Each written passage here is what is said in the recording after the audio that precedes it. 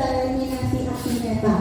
Jadi diseminasi aksi nyata ini salah satu tindakan dari program guru penggerak dalam modul yang pertama. Ya, jadi modul pertama itu tentang penerapan budaya positif.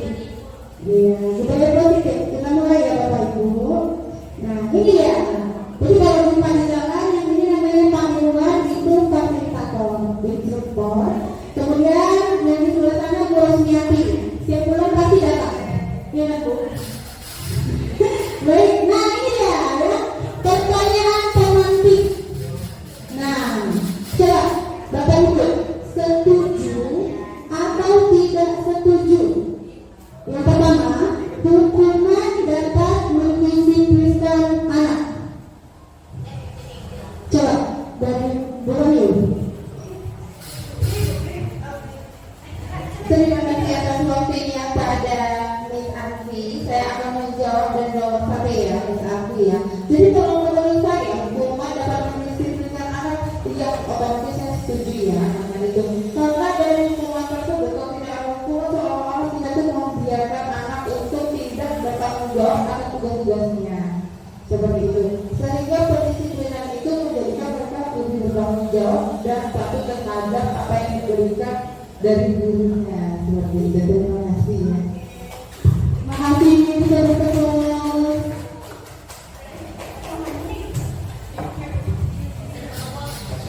Baik, nah itu tadi ya pendapat dari Ibu Wahyu. Ibu Wahyu bisa untuk mendisiplinkan anak. Jadi Ibu Wahyu setuju ya Bu? Setuju. Oke, kemudian yang kedua pendapat dari Ibu Tulis. Pemberian hukuman dengan positif seperti membaca atau membersihkan halaman sekolah itu dapat meningkatkan disiplin anak. Setuju tidak? Terima kasih. Kalau menurut saya ya sangat setuju. Karena apa? Karena hukuman itu yang pantas untuk anak yang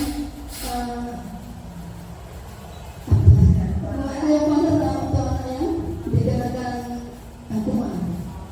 Supaya dia terbiasa dengan membaca dan juga terbiasa dengan kebersihan. Terima kasih Bu. Satu lagi ya, Bapak-bapak nih. Yang ketiga, dengan memberikan penghargaan kita dapat meningkatkan motivasi belajar anak. Gimana menurut Bapak Ibu? Dengan ada yang memberikan penghargaan itu pasti meningkatkan motivasi karena dari work yang telah dia lakukan. Dan juga saya pun berharap ketika yang melakukan pelanggaran juga itu pun ada hukuman. Itu jadi kalau ada bagus kinerjanya atau bagus dia dalam hal belajar, maka seorang guru lainnya dia memberikan penghargaan pada seorang anak. Terima kasih. Jadi Bapak setuju ya? Oke, seperti itu. Nah, ini dia. Jadi adanya tujuan budaya positif di sekolah itu kita ambil berdasarkan pendapat dari Bapak pendidikan kita, Bapak Ki Hajar Dewantara. Beliau mengatakan bahwa tujuan pendidikan itu adalah menuntun anak sesuai dengan program alam dan kontrak zamannya, agar mereka dapat mencapai keselamatan dan kebahagiaan yang setinggi-tingginya, baik sebagai manusia maupun sebagai anggota masyarakat. Jadi tujuan membangun budaya positif di sekolah itu adalah menumbuhkan karakter murid seperti yang tercantum dalam profil pelajar Pancasila. Yang pertama pasti beriman, bertakwa kepada Tuhan Yang Maha Esa, berakhlak mulia, kreatif, gotong royong, berkebinekaan global, bernalar kritis dan mandiri. Itu dia Bapak Ibu. Ya, jadi sekolah kita ini menuju ke profil pelajar Pancasila. Nah, di sini konsep budaya positif itu ditekankan menjadi 6 bagian. Yang pertama nanti kita pemahaman bersama. Jadi di sini nggak ada yang salah, nggak ada benar ya Bapak Ibu ya. Ini pendapat dan keyakinan kita masing-masing. Jadi yang pertama itu tentang disiplin positif dan nilai-nilai kebajikan universal. Nanti yang kedua tentang teori motivasi, hukuman, penghargaan, restitusi.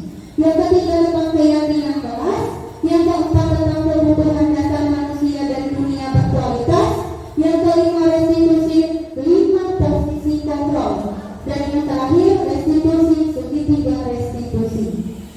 Jadi di program ini saya baru tahu ternyata saya guru yang belum tepat di sini. Oke, selanjutnya masuk yang pertama. Nah, ini ya Miss Desi. Nah, kalau main-main nih sama Bu Mona, yuk kita main peran. Jadi ada si A dan si B, ya. Jadi Bu Desi sama Bu Mona nih, satu yang mengangkat tangan, satu lagi si B mencoba sekuat tenaga dengan cara untuk meminta Bu Mona membuka kepalan tangannya. Bisa? Paham? Dan si A dan si B. Nah, siapa nih yang jadi si A?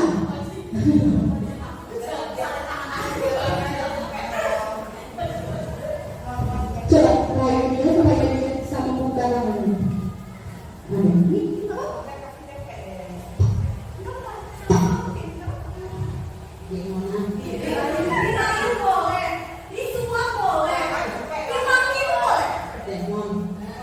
Buka dulu ini kepala tanganmu. Itu apa? Apa buka dulu? Mau nggak? Mau. Tapi keperluannya itu apa? Ada yang mau kutunjukkan, makanya buka dulu. Oke, tapi urgensinya itu apa dulu? Ada, pokoknya buka dulu. Ya ya dibuka ya. Nah, makasih ya teman. Ya, nggak ada apa-apa, cuma mau ngetes kau aja. Rupanya Oke, selanjutnya, nah kita buka pembelajaran baru. Ini saya juga baru tahu ada pembelajaran berbeda rekreasi. Ya Bapak Ibu ya. Jadi satu kelas itu nggak boleh caranya sama. Ternyata itu harus bervariasi. Ya, berdasarkan kebutuhan siswanya. Kemudian ini ya, disiplin, positif, dan nilai-nilai kebajikan universal. Yang pertama, menurut Dr. William Glasser, seorang psikiater dokter ini, beliau menemukan bahwa ada miskonsepsi antara guru sama murid, di mana kita selalu bilang kalau yang jadi pusat perhatian itu guru, padahal seharusnya pendidikan itu berpusat pada murid. Kan kita mau menciptakan murid yang dia sesuai dengan kodrat alam dan kodrat zamannya supaya dia mencapai kebahagiaan. Nah, ilusi itu apa? Yang pertama, ilusi guru terlalu mengontrol murid. Kita aja yang mau ngatur. Sementara kita tidak pernah meminta apa maunya si murid. Itu bisa versi yang pertama. Yang kedua, ilusi bahwa segala penguatan politik efektif dan bermanfaat. Yang ketiga, ilusi bahwa kritik membuat orang merasa bersalah dapat menguatkan karakter. Yang ketiga, ilusi bahwa orang dewasa memiliki hak untuk memaksa, seperti orang tua kepada anaknya, seperti guru kepada muridnya. Yang kemudian, nah seharusnya itu ada stimulus sama poin kontrol. Ya, seharusnya realita kebutuhan kita itu nggak sama. Ya, setiap orang itu kebutuhannya pasti berbeda-beda. Kemudian setiap orang itu memiliki gambaran yang berbeda. Setiap anak memandang gurunya beda-beda. Walaupun kelas 10 yang masuk itu asli, kelas 11 yang masuk itu seni, tapi pandangannya berbeda dengan kedua guru itu. Walaupun mengajar satu mata pelajaran, itu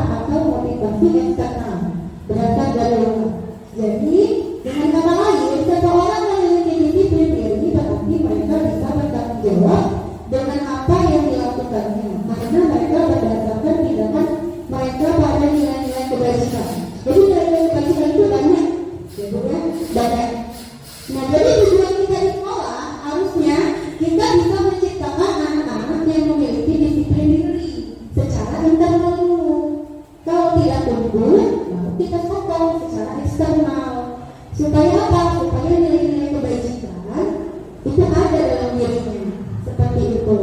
Nah kemudian ini dia, pokoknya yang nilai-nilai kebajikan banyak Bapak Ibu. Jadi jangan kita menuntut integritas seorang anak untuk berlaku jujur kalau kita gurunya aja baru bisa jujur. Gitu. Kita nyuruh anak sholat, kita belum sholat. Harusnya kita sholat dulu, baru nyuruh anak sholat. Harusnya seperti itu, ya. Kecuali kita memang perempuan kan tidak sholat.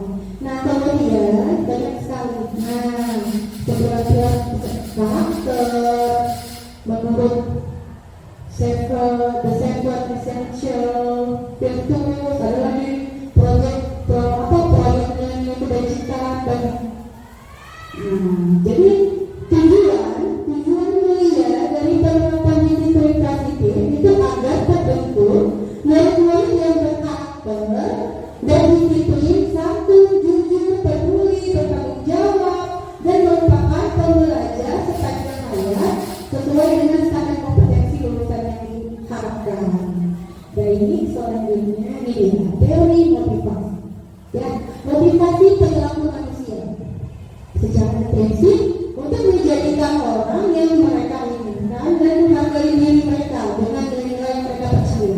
Itu dari motivasi. Misalnya juara satu nih, ya kan? Jadi dia percaya kalau dia bisa juara satu. Itu teori yang ada di dalam motivasi prinsipnya.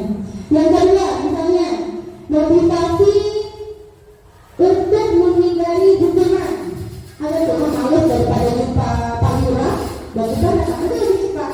Gitu. Ada ya, untuk menghindari ketidaknyamanan. Tapi bukan dari dalam dia, untuk menghindari guru BK-nya atau guru mata pelajarannya. Kemudian untuk mendapatkan imbalan atau penghargaan. Jadi supaya juara satu itu saya mau supaya saya dapat hadiah. Apalagi dari Ibu Ginting, hadiahnya nggak main-main tiap 6 bulan sekali penghargaan. Itu suatu motivasi ekstrinsik seperti itu. Selanjutnya, nah ini dia bedanya Bu. Jadi di sini Bapak Ibu, saya mau menjelaskan tentang tindakan terhadap suatu pelanggaran. Jadi kalau ada anak yang melanggar, kita kasih hukuman ya. Nah, tidak terencana dan tiba-tiba, murid tidak tahu apa yang akan terjadi. Dia tidak terlibat dan dia bersifat satu arah. Kalau hukuman, kalau dilakukan anak, berarti kan kita yang nyuruh dia. Benar ya Bu ya? Dia satu arah dia. Dan hukumannya itu dia. Kalau dia hukuman fisik, tapi dia hukuman psikis. Itu hukuman. Yang kedua, konsekuensi. Konsekuensi itu rencana atau disepakati sesuai peraturan kita. Kemudian murid tetap dibuat tidak nyaman dan sikap guru selalu memonitor murid. Itu konsekuensi. Tapi kalau restitusi, dia proses menciptakan kondisi bagi murid untuk memperbaiki kesalahan. Dan ada proses kolaborasi untuk mengajarkan murid untuk mencari solusi sendiri. Jadi sebelum kita melakukan suatu tindakan, itu ada kolaborasi dulu. Ada perjanjian antara kita berdua, antara murid sama guru. Dan mereka harus tahu kalau mereka itu, dan mereka harus mencari solusi sendiri dan memperbaiki diri sendiri. Seperti itu. Nah, ini dia. Oke, saya boleh minta tolong ya. Yang saya kasih sticky note, ya kan? Menurut Bapak Ibu. Jadi kalau ada yang salah di sini ya Bapak Ibu, kita sama-sama belajar. Nah, menurut Bapak Ibu, kalau tindakan kita sebagai guru nih, ya kan? Dari pertama, jadi saya mau setiap tindakan itu ada dua guru yang memberi tanggapan. Jadi yang pertama, mencatat 100 kali di dalam buku kalimat. Saya tidak akan terlambat lagi karena dia terlambat sekarang. Menurut Bapak Ibu, itu hukuman atau konsekuensi. Oke? Jawabnya pakai sini Mas. Udah nempel.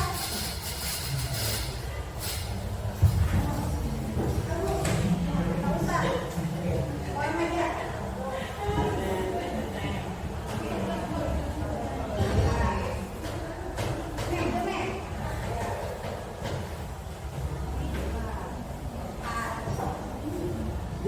Oke.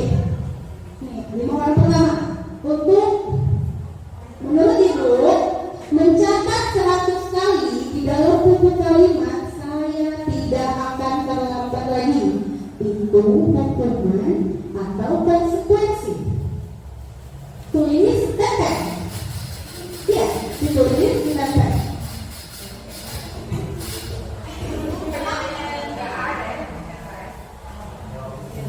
Iya, tinggal pilih aja hukuman atau konsekuensi. Ayo, tempel Bu, tempel di sini. Tempel, tempel di sini Bu. Pertanyaannya itu tidak pertanyaan, suatu pernyataan. Mencatat 100 kali di dalam buku kalimat saya tidak akan terlambat lagi. Itu hukuman atau konsekuensi? Nah, satu orang wakil.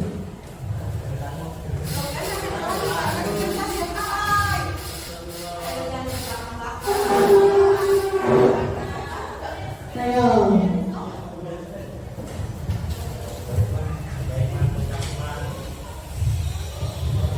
Oke, banyak ya. Gimana? Bisa bantu? Bacakan.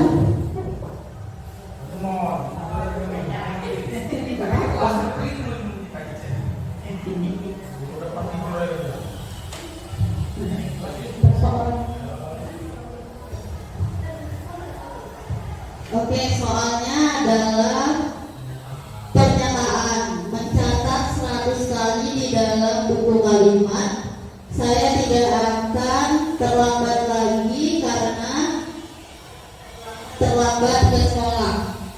Jadi ada dua orang yang menjawab konsekuensi dan 6 orang yang menjawab hukuman. Gimana? Pernyataan yang kedua, lagi. Siapa aja nih Bapak Ibu kami di sekolah ini? Dan yang kedua, lari mengelilingi lapangan basket 2 kali karena terlambat hadir di sekolah. Itu hukuman atau konsekuensi?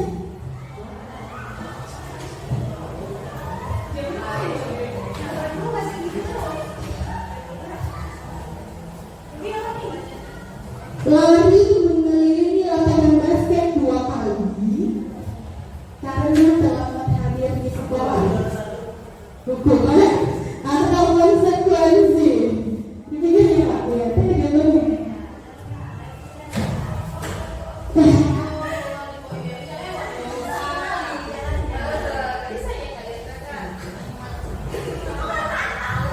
Boleh sini, boleh ya.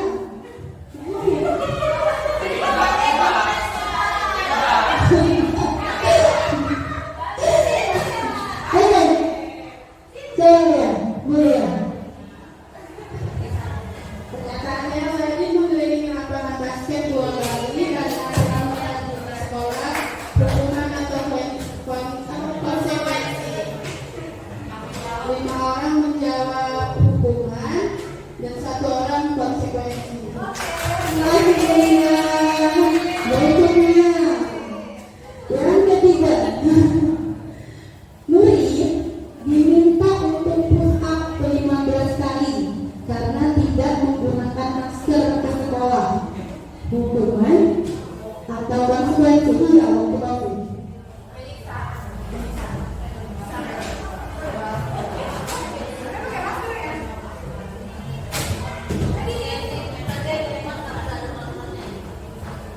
Oke.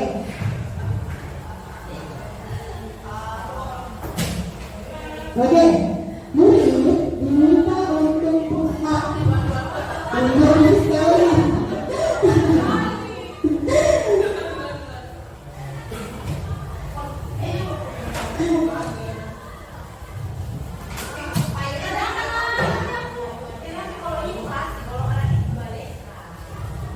Ya udah ya.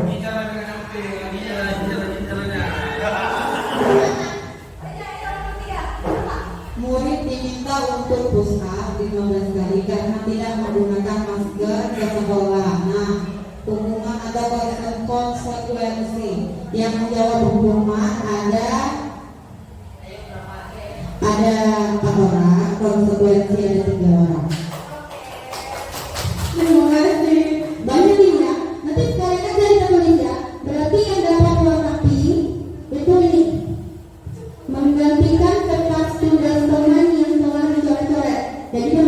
1000 orang gitu tuh. Jangan sampai.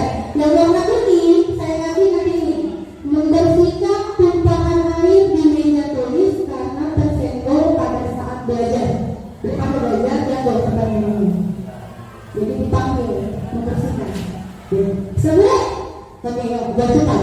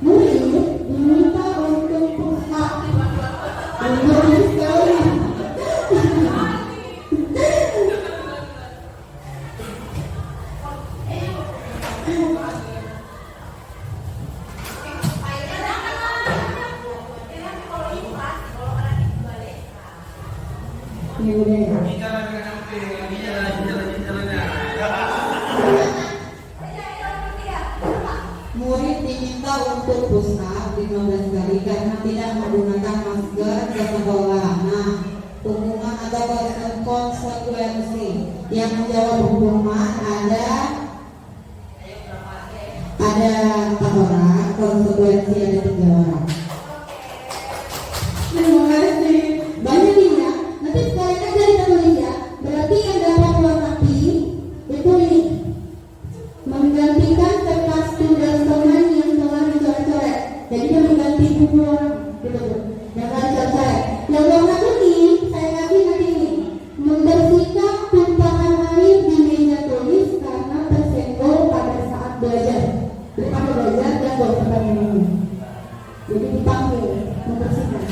Semua? Oke, jangan cepat.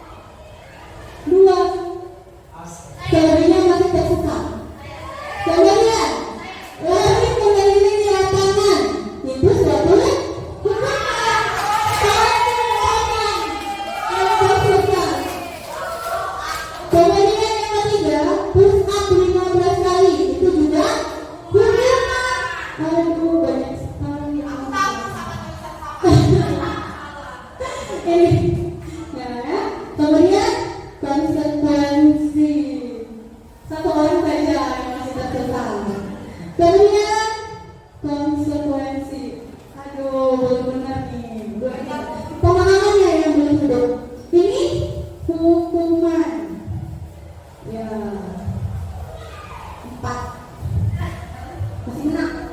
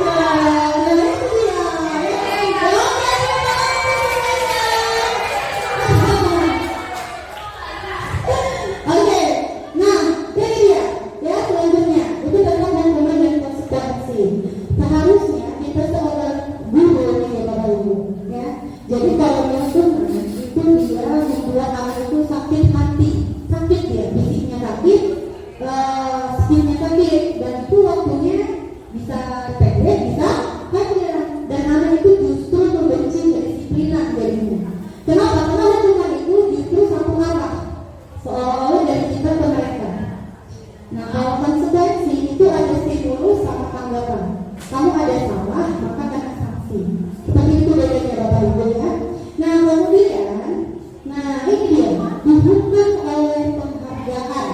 Nah ternyata penghargaan itu juga suatu hubungan. Jadi mereka itu juara Bapak Ibu itu bukan karena motivasi dalam diri, tidak.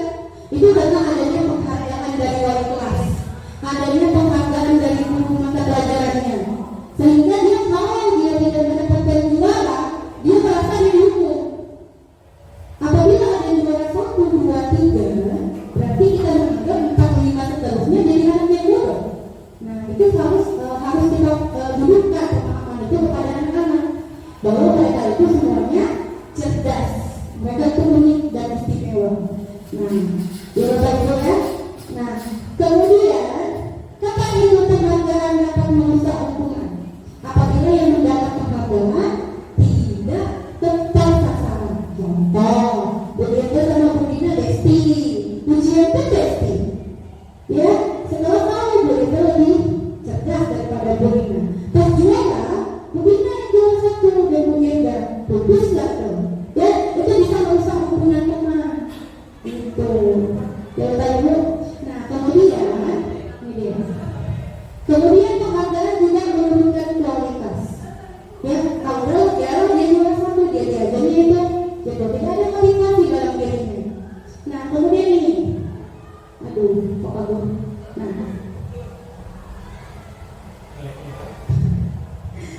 terjadi kan? Oke, kemudian, nah,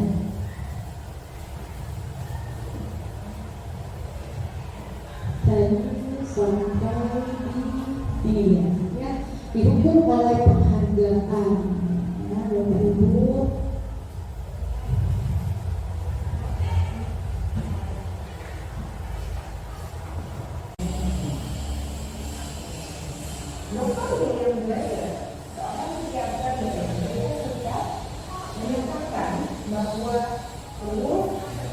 Oke, Bapak Ibu ya.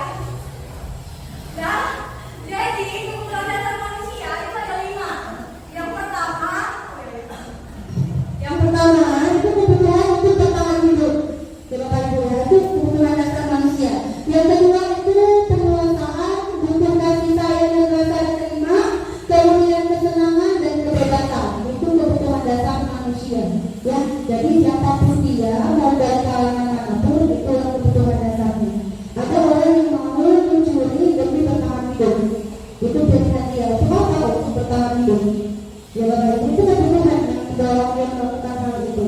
Nah, kemudian ini, ya, di bertahan hidup dia berkaitan dengan makanan, pakaian, tempat tinggal, keamanan dan kesehatannya.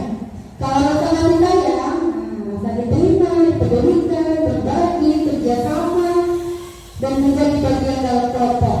Ya, ini kebutuhan dasar. Jadi anak-anak itu biasanya untuk memuaskan dia atau mencapai kebutuhan dia itu kesenangan, kebebasannya dan perasaan dia.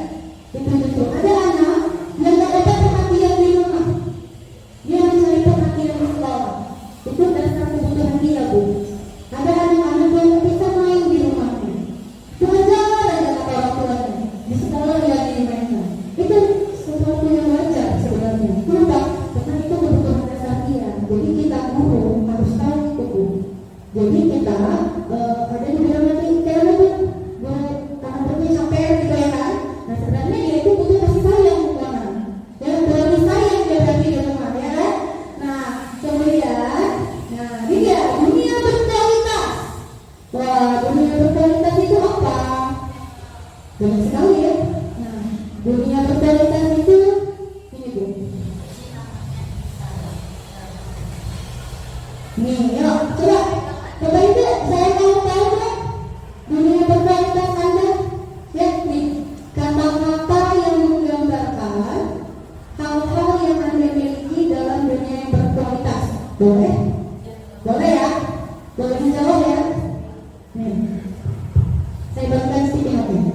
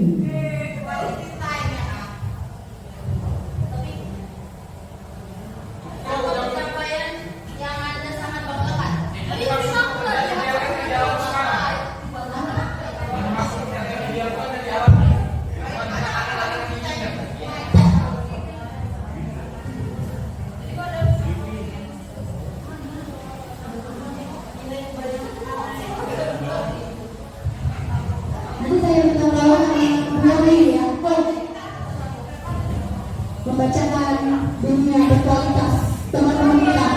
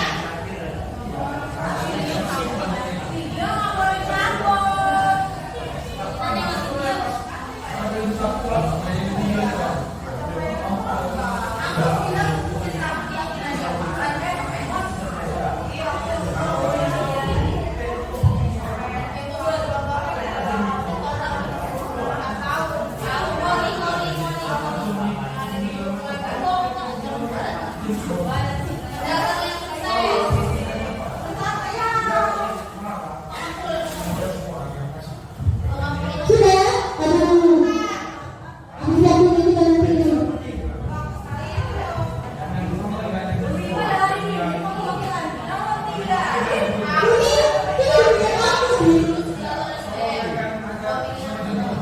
Bener ya, nanti aku lebih sekolah.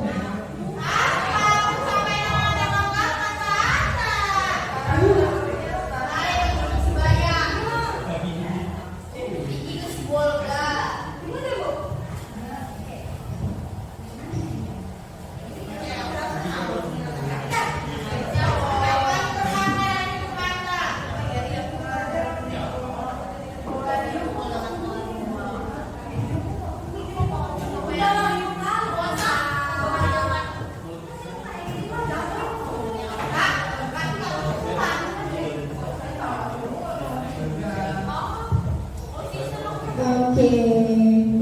Kulina aja yang baca deh. Oh, tadi yang bilang siapa ya? Bu Jenny ya, Bu Jenny. Iya, Bu Jenny. Dulu ya. Ini saya Bu Jenny. Baca deh.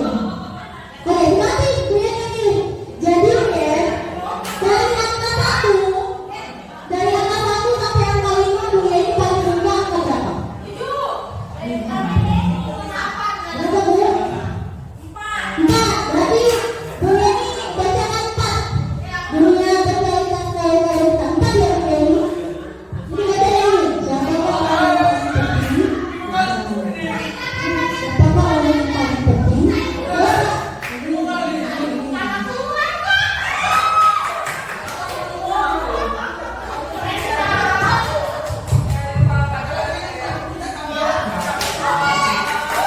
Siapakah orang-orang yang paling penting dalam hidup Anda? Ada yang menjawab anak. Ada yang menjawab orang tua, ada juga yang menjawab keluarga, ada juga yang menjawab keluarga atau orang terdekat. Nilai-nilai membandingkan apa yang terpenting dalam kehidupan Anda. Ada yang menjawab nilai kejujuran, tanggung jawab, rajin. Ada juga yang menjawab kejujuran, ada juga yang menjawab kesehatan, dan ada juga yang menjawab kejujuran, kepedulian. Kalau Anda menjadi orang yang ideal, karakter atau sifat apa yang Anda paling inginkan ada pada diri Anda? Ada yang menjawab jujur, ada yang menjawab menjadi pribadi yang bijaksana, adil, dan penuh keyakinan dengan Tuhan. Ada juga yang menjawab konsisten, dan ada juga yang menjawab jujur. Apa pencapaian Anda yang Anda sangat banggakan? Ada yang menjawab jalan-jalan ke luar negeri gratis. Ada juga yang menjawab menjadi seorang guru, dan ada juga yang menjawab cerita saya di aktif membership YouTuber favorit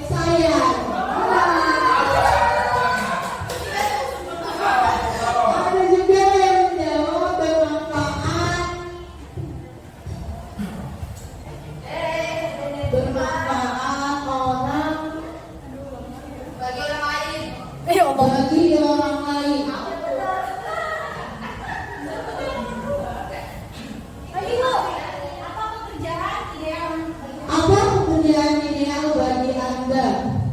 Ada yang menjawab profesional, ada juga yang menjawab guru yang bahagia, ada juga yang menjawab penulis, tiktoker, youtuber, dan ada juga yang menjawab motivator. Ceritakan bagian perjalanan hidup Anda di mana Anda merasa itu titik puncak hidup Anda. Titik puncaknya lelah menjadi kepala keluarga bertanggung jawab.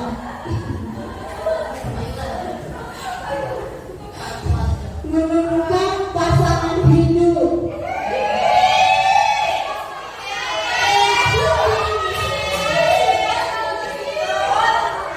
Ketika saya lulus jalur SBMPTN dan dua pilihan jurusan saya bisa saya dapatkan.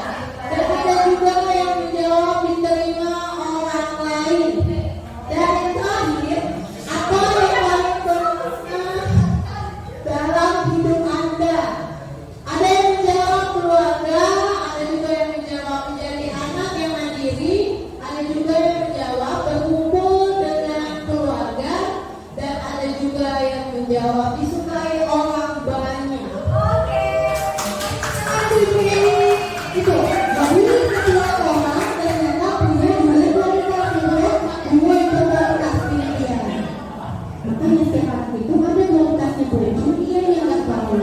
Jadi kita sebagai guru harusnya tahu dan sekolah mau ngapain, untuk apa dia ke sekolah, siapa yang mau didahulukannya, apa nilai yang dalam diri dia, itu yang harus kita ingatkan Bapak Ibu ya. Oke, nah ini ya ini pelajaran baru dari saya seorang guru ya. Ya ternyata ada hanya 5 posisi kontrol guru. Yang pertama itu sebagai pengurus, ya kan ya, kita sering ikut ya kan. Kemudian yang kedua membuat merasa bersalah sebagai teman, sebagai pemantau dan sebagai manajer. Ya itu 5 posisi kontrol seorang guru. Kalau tinggi dari 5 posisi kontrol, ibu tinggi mendapatkan sebagai apa? Teman-teman, gimana? Memori? Kamu deh? Tadi suka buku? Sebagai apa ya? Sebagai apa? Sebagai manajer. Ya kan? Nah, ternyata posisi kontrol yang paling baik itu adalah sebagai manajer, Bapak Ibu. Jadi yang pertama, ya, guru itu selalu menempatkan sebagai seorang penghukum. Ini nilai posisi yang paling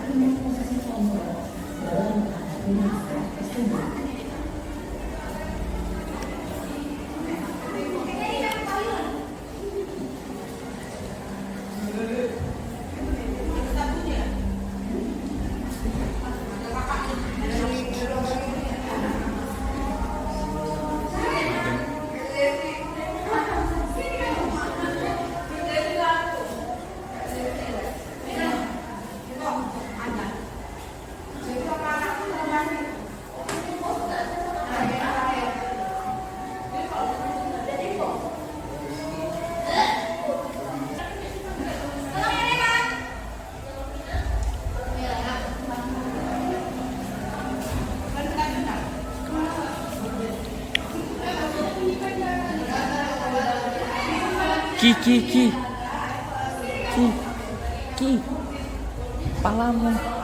Oh gini, thank you.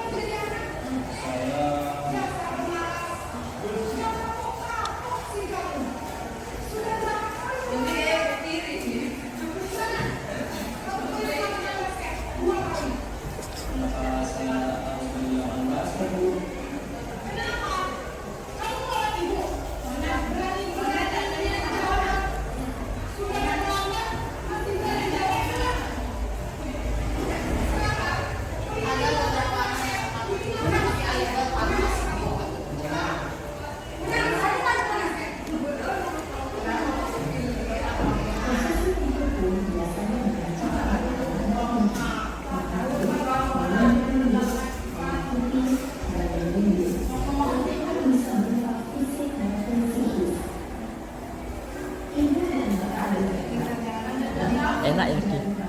Rizky? Enak. Makan. Suapin apa? Ah. Ayo. Suapin.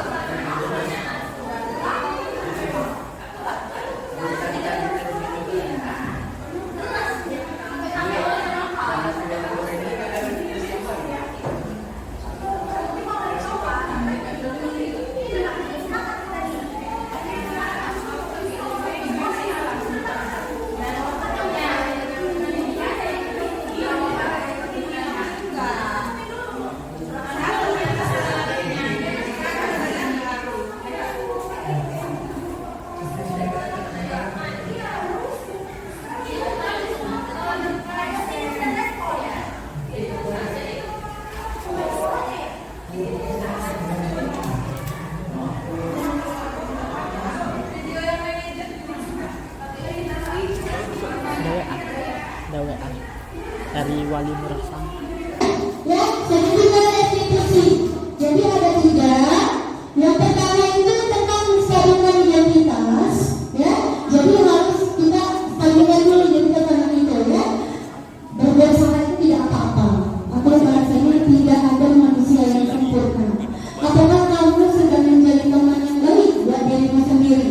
Itu dia, ya. Kemudian yang kedua, validasi tindakan yang salah, ya. Padahal kamu pasti punya alasan mengapa melakukan itu. Betul. Jadi kita harus ada bahasa yang 3 ini. Berarti kita udah benar sebagai guru. Dan yang ketiga, nih, menanyakan keyakinan. Jadi harus ada nilai-nilai kebajikan yang dia percaya bahwa dia sedang melanggar itu. Misalnya kayak mencuri, tapi kan dia tidak jujur. Nah, melanggar dia, nah boleh dia. Oke Bapak Ibu, inilah dia ya. Sebagai penutup kita sebagai guru yang hebat, ya. Jadi penerapan program disiplin positif itu hendaknya guru dulu. Jadi yang namanya merdeka. M, mulai dari diri sendiri. E, elaborasi. R itu apa ya? Elaborasi. Yang R-nya itu kayak kolaborasi. Yang D-nya itu demonstrasikan. Yang K-nya itu koneksi antar materi. Itu berbeda. Jadi kita ada koneksi antar materi. Jadi kalau kita menjelaskan atau mengaitkan sesuatu itu ada koneksi antar materinya. Gitu ya. Jadi kata Itu keren tempat sih. Pegang-pegang. Tangan gue udah bergetar. Ya, makanya guru penggerak itu dia tergerak dulu, bergerak dulu, baru bisa menggerakkan.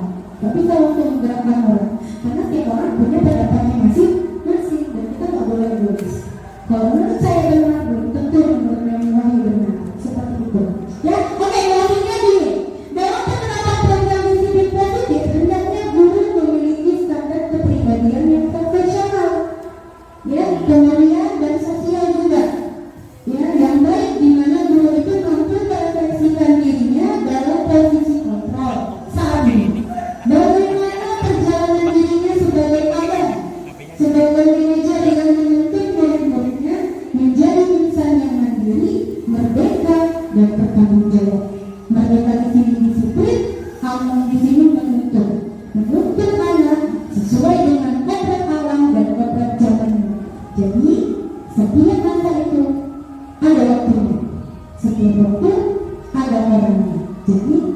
paksakan zaman kita dengan zaman anak sekarang.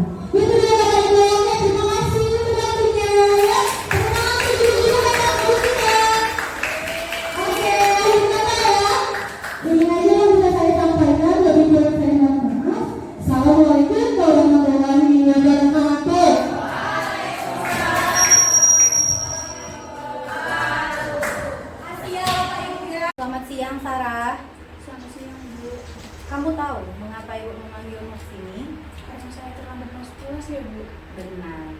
Menurut Sarah, apakah terlambat masuk kelas pada setelah jam istirahat itu perbuatan yang baik? Nah, Tidak Bu, saya mengakui saya salah Bu. Saya minta maaf ya Bu.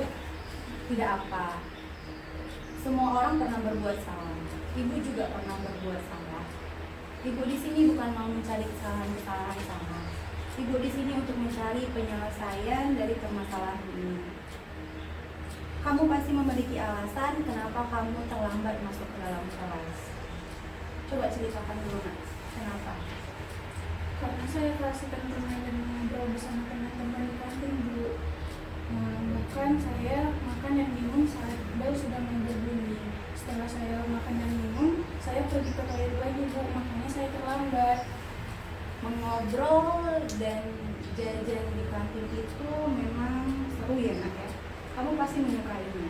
Menurut kamu, adakah solusi yang bisa ditawarkan sehingga kamu bisa makan, jajan, ngobrol dengan teman-teman, tapi kamu tidak terlambat masuk di kelas? Nah, Ada Bu, saya harus membagi waktu dengan baik dan dengan yang bijak. kapan kamu bisa memulainya? Saya usahakan mulai besok Bu. Saya akan berusaha dan berkomitmen untuk selalu tepat waktu. Sarah, kamu masih ingat nggak keyakinan kelas yang pernah kita buat dan kita sepakati bersama? Masih Bu, Kira-kira keyakinan apa yang berkaitan dengan hal ini, Nak? disiplin dan menghargai waktu ya Bu. Benar sekali. Jadi untuk selanjutnya, Sarah itu ingin menjadi murid yang seperti apa? Saya ingin lebih bisa menghargai waktu, menghargai diri saya sendiri dan juga menghargai guru agar selalu bisa tepat waktu Bu. Baiklah. Sekarang kita udah mendapatkan solusinya. Ibu yakin Sarah bisa menanamkan nilai-nilai itu dengan baik dan Sarah bisa mengatur waktu dengan bijak. Baik Bu, saya minta maaf sekali lagi ya Bu. Iya, Nak. Ya sudah, kamu bisa kembali ke kelas. Terima kasih ya Bu.